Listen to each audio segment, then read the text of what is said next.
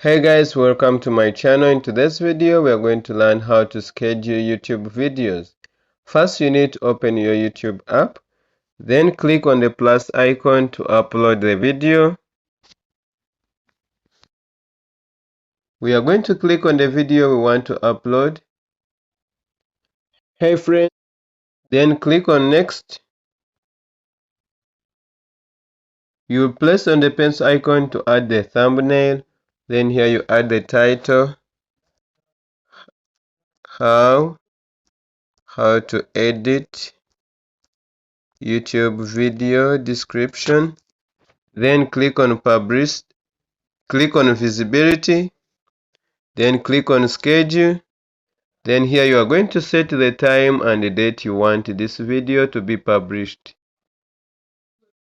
Let's click on 31st. Then let's set time. Let's click on OK. Then here the video will be published at that very time. So guys, if you like this video, press the like button and subscribe. See you in the next one.